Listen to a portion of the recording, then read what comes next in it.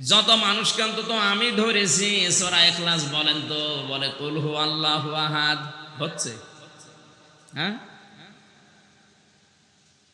এই বলেন, আপনি বলেন সূরা ইখলাস বলেন।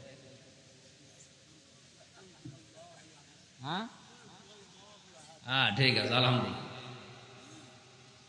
কুল হু আল্লাহু আহাদ, অথচ এনার মতো কত মানুষ এখনো নামাজে পড়ছে কুল হু আল্লাহু আহাদ আল্লাহু আহাদ বলে নামাজ হবে? কুল বলার পরে যদি আপনি থেমেও বলেন আল্লাহ, তাও তো হচ্ছে না, কারণ আল্লাহ তো মোটা হবে। এখানে আছে কুল হু আল্লাহু আহাদ। দ্বিতীয় নম্বর বলা হয় আল্লাহু সামাদ। সামাদ হবে না সমাদ হবে? সোয়াদ মুখ গোল হয়।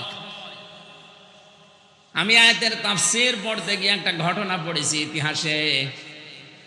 এক হিন্দু বেটা প্রায় 22 বছর পর্যন্ত পূজা করত, তার দেবতার নাম দিয়েছে সামাদ। সামাদ মানে যার অভাব আছে, আর সমাদ মানে যিনি অভাবহীন। আল্লাহর নাম সমাদ না সামাদ? সমাদ। প্রতিদিন সকাল বিকাল দেবতাকে ডাকে ইয়া সামাদ ইয়া সামাদ। হঠাৎ একদিন মুখটা গোল হয়ে ওর বেরিয়েছে ইয়া সমাদ। মহান আল্লাহ জবাব দিয়েছে, বান্দা আমি আছি, কি জন্য আমারে ডাকো? ফেরেশতারা বলে রব্বুল আলামিন নাফরমান তোমারে ডাকে না, ওর দেবতারে ডাকে, আজ 22 বছর ডাকতেছে। আল্লাহ পাক বলেন ফেরেশতারা এই 22টা বছর আমার বান্দার মুখের দিকে আমি তাকিয়ে আছি, কখন শুদ্ধ করে আমার নামটা বের হয়। আজকে যখন সঠিকভাবে ডাক দিয়েছে, আমি আরশ থেকে জবাব না দিয়ে পারি না। আপনি সারা জীবন কুল হু আল্লাহু আহাদ বলছেন, আল্লাহু সামাদ বলছেন, কিয়ামতের আগে আপনার নামাজ আল্লাহ কবুল করবে না। এজন্য কোরআন পড়া লাগবে শুদ্ধ করে। আলহামদুলিল্লাহি রাব্বিল আলামিন, কেউ যদি আলহামদুলিল্লাহি রাব্বিল আলামিন বলে, দুইটা ভুল হয়েছে এখানে। হামদ মানে প্রশংসা, আর হামদ মানে ধ্বংস হয়ে যাওয়া। জোরে বলেন নাউজুবিল্লাহ। আলহামদুলিল্লাহ সমস্ত প্রশংসা আল্লাহর জন্য, আর আলহামদুলিল্লাহ সমস্ত ধ্বংস আল্লাহর জন্য। লিল্লাহি রাব্বিল আলামিন, আইন দিয়ে আলামিন মানে বিশ্ব জগৎ, আর আলিফ দিয়ে হামজা দিয়ে আলামিন মানে বিশ্বাসী। কোথা থেকে কোথায় অর্থ পাল্টাচ্ছে কোনোদিন খেয়ালও করেন নাই, কোরআন পড়ে চলে যাচ্ছেন। এই জন্য কোরআনের নির্দেশ আমাকে পড়তে চাইলে শুদ্ধ করে পড়ো, স্পষ্টভাবে থেমে থেমে পড়ো। প্রতিটি শব্দ যখন আপনি বুঝবেন, নামাজের ভেতরেও মজা পাবেন। সাহাবায়ে কেরাম নামাজের ভেতরে দাঁড়ালে তাদের কথা হতো আল্লাহর সাথে, আর আমাদের নামাজে দাঁড়ালে কথা হয় প্রেমিকার সাথে।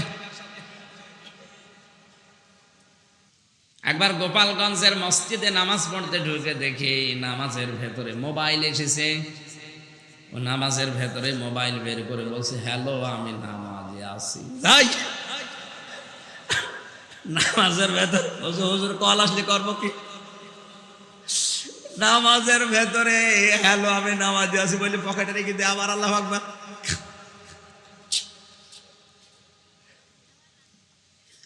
অথচ হযরতে তালহা নামাজ আদায় করছে, তার ছোট্ট ছেলেটা সামনে খেলা করছিল। পাহাড়ি এলাকা থেকে একটা সাপ এসে জড়িয়ে ফেলেছে। হযরতে তালহা নামাজে আছে, এই জন্য স্ত্রী স্বামীকে আর ডাকে নাই। আশপাশের মানুষজন ডাক দিয়ে সাপটাকে মেরে বাচ্চাটাকে বিপদ মুক্ত করে বসে আছে। নামাজের ভেতরে শেষ হয়ে গেল নামাজ। বাড়ির ভেতরে লোকজন হইচই দেখে উনি বললেন, কি এত মানুষ কেন? স্ত্রী বলে, আল্লাহু আকবার, ও স্বামী আপনি যখন নামাজে ছিলেন এই বাচ্চাটাকে পাহাড়ি এলাকার একটা সাপ ঘিরে ফেলেছিল। আমি লোকজন ডাক দিয়ে সাপটাকে মেরে বাচ্চাটাকে বিপদ মুক্ত করে বসে আছি। এতগুলো কাজ আপনার সামনে ঘটে গেল, একটা বারের জন্যও কি আপনার নজরের দিকে যায়নি? হযরতে তালহা বলে, স্ত্রী আমি যখন নামাজে দাঁড়িয়ে তেলাওয়াত করছিলাম আলহামদুলিল্লাহি রাব্বিল আলামিন, আমার মালিক যেন আমাকে বলছে আমার বান্দা সত্য কথা বলেছে। জোরে বলেন সুবহানাল্লাহ। আমি এক একটা আয়াত পড়ি আর আমার মনে হচ্ছে আমার মালিক আমাকে জবাব দিচ্ছে। নামাজের ভেতরে যদি মন এদিকে ওদিকে চলে যায়, ওই নামাজ আর নামাজ থাকে না। সাহাবীদের এই নামাজ তেলাওয়াতে তাদের মন ছিল কি?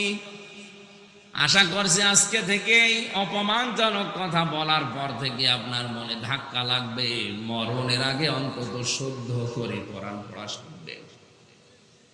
কি কথা বলছেন? মনে করছেন আমার বয়স এখন 80 বছর, আমাকে মানুষ কি বলবে, হাসাহাসি করুক। কারণ আপনি এখন ছাত্র হয়ে গেলে, আপনি এখন তালবে ইলম, আলিফ বা তা সা পড়েন তালবে ইলম, আর তালবে ইলম অবস্থায় মরে গেলে কোনো জবাব দেওয়া লাগে না। সুবহানাল্লাহ বলতে পারেন না?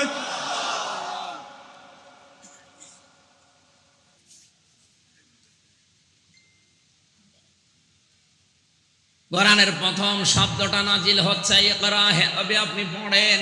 এখানে একটা শিক্ষা আছে। শিক্ষিত মানুষ যারা আছেন তাদেরকে বলছি, তিনবার নবীজিকে ফেরেশতা জিবরাইল বলেছিলেন ইকরা পড়েন, উনি বলেছেন না আমি পারি না, মা নবী পারি।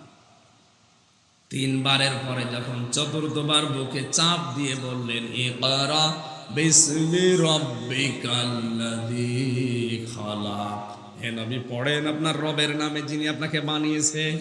নবী জিবরাইলের সাথে আবার 5টা আয়াত পড়েছিলেন, এটা আমরা জানি না। এই কথা বলেন না কেন? এটা তো সে জন্মের পর থেকে শুনছেন যে নবীজি 5টি আয়াত জিবরাইলের সাথে ওই দিন পড়ে গেলেন।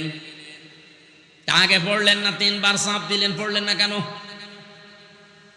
ব্যাখ্যায় লেখা আছে তাফসিরে মুনিরে, তাফসিরে হাক্কানিতে, জিবরাইল ফেরেশতাকে নবীজি জিজ্ঞাসা করেছে, ও ভাই বারবার তুমি ইকরা ইকরা ইকরা বলো, খালি পড়ো পড়ো, তো কি পড়বো সেইটা তো বলনি। যখন বলেছো বিসমি রাব্বিকা, রবের নামে পড়ো, তখন আমি পড়া স্টার্ট দিয়েছি, কারণ আমার রবের নাম ছাড়া আমি পড়তে পারি না। উম্মতকে শিক্ষা দিলেন, উম্মতেরা কিয়ামত পর্যন্ত যদি পড়াশোনা করতে হয় রবের নামে পড়া লাগবে। এজন্য শিক্ষা ব্যবস্থায় যারা আছেন, 96% মুসলমানের এই দেশে আমরা